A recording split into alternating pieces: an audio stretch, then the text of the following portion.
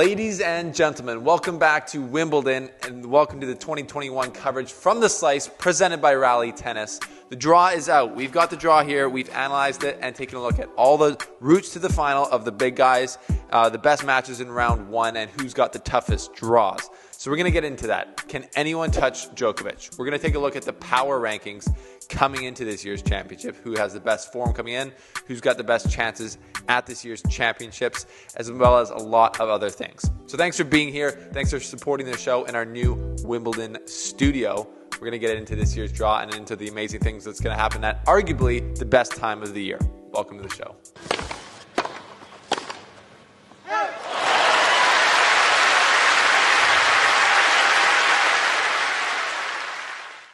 Well, the draw is out, and Djokovic is definitely the man to beat. We all knew that coming into this, but this draw, I wouldn't say it's changed anything. I wouldn't say it's put anything surprising on the table. Like, he's not going to meet Berrettini in the fourth round or something. Not that that would have happened anyways based on the rankings, which have changed because Dominic Thiem pulled out. So everyone beneath Thiem just moved up one spot in their seeding for the championships, because if you remember this year, Wimbledon is seeded based on just the rankings, not past grass tournament play, but we're going to get into all that. But first of all, what do you think of the studio? I'm in my Wimbledon whites here. I'm feeling fresh. And we had the arborists, the groundskeepers from Wimbledon come here and put some foliage, some grass on our back wall. I thought it made it look a little bit more like SW19. Like, you know, they got all that greenery on the side of the building.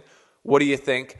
We're feeling fresh, though. These Slices 2021 Wimbledon coverage is brought to you by our friends at Rally Tennis. If you don't know what it is already, you're obviously haven't been watching The Slice, but it is the app that's come out just now in June. It's live now, where you can find practice partners, you can find leagues to play in your local area, you can compete in playoffs, just basically figure out how to dominate your local tennis scene and easily schedule matches night or day, find people on there, communicate where you're going to play, etc., etc.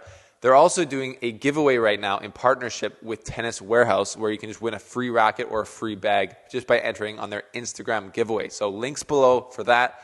Shout out to Rally Tennis for being a massive partner and sponsor of The Slice. Legendary. Also, join the Patreon show. The Front Row Show is on our Patreon, link below. And I'm going to be doing daily briefings on there where we're going to be talking about the matches that are happening, what's going on. Daily briefings on Patreon. The link is below. Thank you guys for supporting the show. So we are here at Wimbledon 2021. There's a chance for history to be made yet again. Novak Djokovic has absolutely dominated the Grand Slams this year. He won his 18th in Australia and his 19th, somewhat surprisingly, at the Roland Garros Championships, where he beat Nadal, and then Tsitsipas coming from 2 sets to love down, which is just insane. So he's obviously the man to beat right now. Right now, he has the chance to go for the Golden Slam. He could win the Olympics and the next 2 majors, and that would insanely put him on like a level of his own as far as records go in tennis. So can he do it? Wimbledon is arguably his best chance to do it because he's won it 5 times. He's amazing on grass.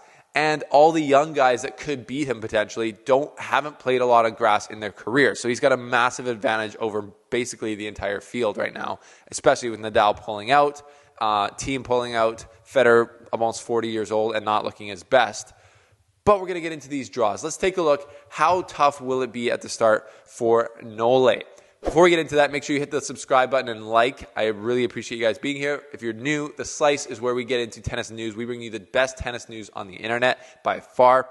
You can also get closer to players because we go to tournaments, we get press passes, we do interviews, we also do equipment reviews. So thanks for subscribing to the channel. So Novak Djokovic's route to his 20th Grand Slam is starting out in an interesting way. He's playing Jack Draper, the English, I think his father's the president at the LTA, so he's kind of like bred to be a tennis player. Jack Draper, though, big guy, had a good little run at Queens, beat Jannik Sinner.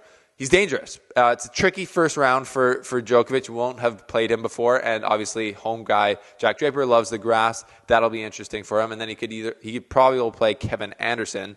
It's kind of similar to what Federer had at the French Open, where he played like a really good opponent who used to be a lot kind of stronger in the second round. Kevin Anderson's done very well. He's made the final at Wimbledon before, so that could be an interesting second round for Nole.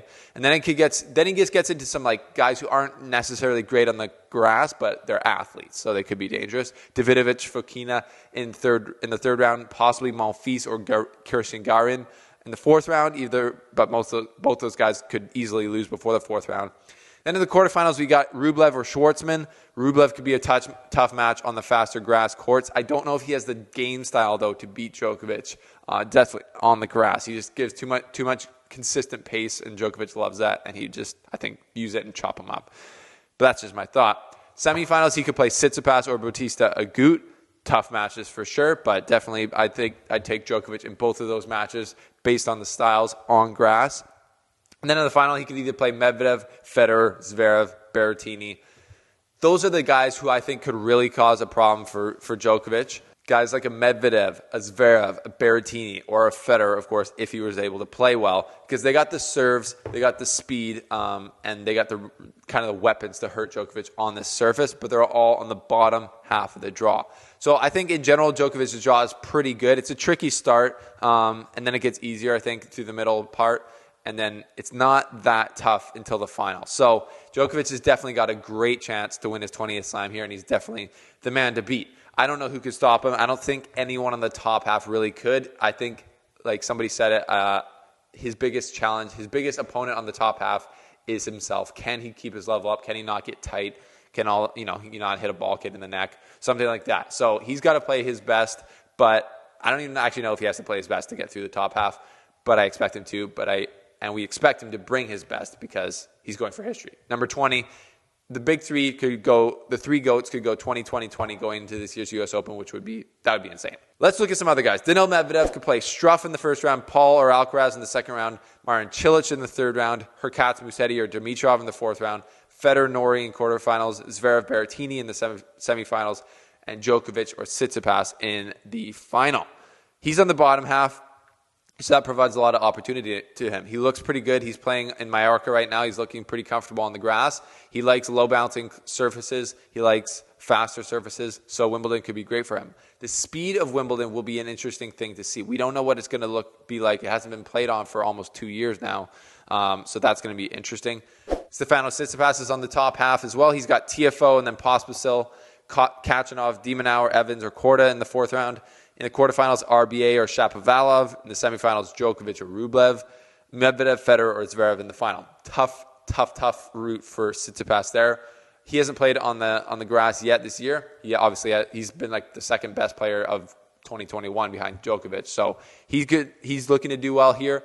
Again, we have such a small sample size of the level of these young guys because even in 2019, Stefanos Tsitsipas wasn't as much of a factor at all at that point in tennis. Now we got Roger Federer, the king of Wimbledon. Let's look at his path to the title. Now, coming into this, obviously, he's got so many concerns about his level, his body, his comeback. He's got not the toughest first draw, and it wouldn't be a concern at all if he wasn't where he is kind of with his game, with his confidence. So he's playing Manarino in the first round. He's playing well right now at Mallorca. And then he could play Gasquet or Seguita. And then round 3 would be Norrie, which would be super tough because Norrie's playing amazing in 2021. And then Carreño Busta or Sonego, not as concerned about that round for him.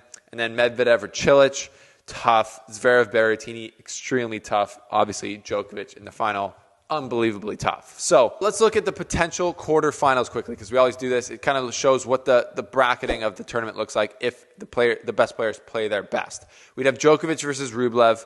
That's an interesting matchup because Rublev can obviously hit through the court on Djokovic, and he's got a lot of power, and it's a faster surface, so he might love that. He made the final of Halle. But I don't think he mixes it up enough for Djokovic because Djokovic doesn't like if you just give him like great pace on both wings, he's going to use that pace against you and hurt you with it big time. I think Rublev doesn't have enough variety in his game at this point to beat him. Tsitsipas versus RBA, that would be an interesting matchup if they both got there. Clean hitting from both guys would be really cool. Berrettini versus Zverev would be an absolute slugfest on the grass. I don't think there'd be many rallies in that match. That would be pretty interesting to see. And then Federer versus Medvedev would honestly be an amazing match to watch just because both guys are so crafty. That would be a match I'm actually hoping works out because both guys, I think would be playing good on the grass. And if Federer got to to the quarterfinals, his level would be pretty good, because that's the thing. So we're going to look at the power rankings now, who the best players coming in. Djokovic is obviously number one. It goes Djokovic, and then there's like a big gap to me. Djokovic coming into this is so confident. He's won the last 2 Wimbledons. He's won the last 2 slams. He's just got everything rolling for him. This might be the most favorited he's to win a slam since like before he had the 2016, 2017, and 2018 meltdown. So I don't know, like he's like far and away the favorite. I think the betting odds aren't even like 2-1 your money before the tournament to pick him to win. So it's Djokovic, and then it's a big question for me. I don't know. Obviously, form. If we're looking at form coming in, I would put Berrettini number 2, maybe Tsitsipas right there. But I think Berrettini in the grass is more dangerous based on what we saw at Queens. Absolutely scary form. He will also, he won Queens, and his serve looks unreturnable almost on the grass if he's getting it in.